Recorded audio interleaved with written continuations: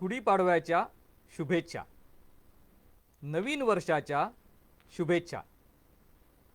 आज आहे शालिवाहन शके 1943. शालिवाहन शके 1943. In today's episode we will look at what is the meaning of Shaka, what are the Shakakarta, what are the different years, and why is there difference of 15 days in North India and South India. So today first is the Shaka. Shaka means era, epoch or time.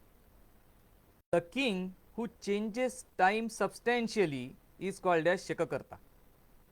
And the first known Shakakarta is Yudhishthira, and that was 3102 years before Christ. So by that calculation, this year is 5124. Then the next Shakakarta was Vikramaditya of Ujjain. This was in 57 BC or before Christ. The next Shakakarta was Shalivahan from Paithan, and that was 78 Anno Domini, that is after Christ. Of course, because we are having the time calculation by the name of Christ, Christ himself also becomes a Shakakarta. And one more interesting fact, who changed the lives very substantially was the king Chhatrapati Shivaji Maharaj, and he also started a Shaka in his own name, and that is called as Shivarajyabhishek Shaka, and that is year 347-348 as of today.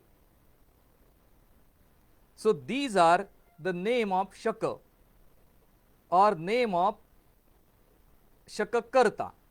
In the name of Shakakarta, the Shaka will be known, and as of today these four are the known ones. In Bhavishya Puran there are also names of Shakakarta who are yet to come. Now second question, and very interesting one, how come the date is same? Shalivahan Shaka, Vikram Shaka, Yudhishthir Shaka. The reason is because the Indian calendar is completely natural calendar, a calendar that is not made by human, a calendar that is made by nature and observed by humans, and that is why this calendar is based on the star Chitra or Spica, and based on Earth's movement related to this particular star, the days, months and years are counted, and the months are counted based on the movement of the moon from full moon to no moon and no moon to full moon, and then the year is counted based on sun, and there is a difference between these two calculations. So every 3 years the change is made possible by having an Adhik Mas or adding 30 days to the moon calendar. But again, these 30 days are not added with whims and fancies of the creator. It is the whims and fancies of our creator, that is the celestial motion, celestial movement. So you will always see that the Adhik Mas will never fall in January, February, March. It always falls in September, October, November, December. And this is the reason Diwali keeps going and forward and backwards, not many other festivals. Now this is the natural calendar, as I said, and it is the basic movement here is the movement of moon. Interestingly, though the dates remain the same, the name given to the month would be different. The name of the month is based on the star where the moon will be on full moon day of that month.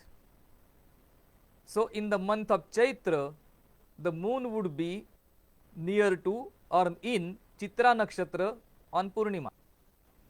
In Vaishakh month, the moon would be on Purnima day in the nakshatra of Vishakha, and so on. But interestingly, whether that Purnima should be considered in the middle of the month or at the end of the month decides the change in name. In North India, the month ends on Purnima and it is called as Purnimanta month, whereas in South India and West India, that is Gujarat, starting with Gujarat, Rajasthan, some parts of Rajasthan, Maharashtra, Karnataka and so on, the calendar that is followed is Amant calendar. So the calendar ends on Amavasya. So yesterday was Amavasya, today is Chaitra Shuddha Pratipada. The same thing would be followed in the North India, it would be Shuddha Pratipada. But the date could be in the middle of the month, because the month starts one day after Purnima, or the month ends in Purnima. What was the situation in earlier times? In earlier times, all these calendars have been used with specific mentions and no particular calendar has been preferred. So depending on time, place, circumstances, different calendars have been used, and one of the interesting parts of ancient wisdom is that it fits the time, place, circumstances very closely, and for different geographical areas, different calendars, different timetables and different schedules are used, so that the people over there can manage their work in the most efficient and effective way.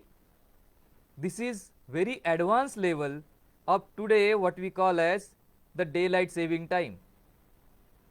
With that, we will close the episode here. If you have any questions, please feel free to ask about Indian calendar or any related matter.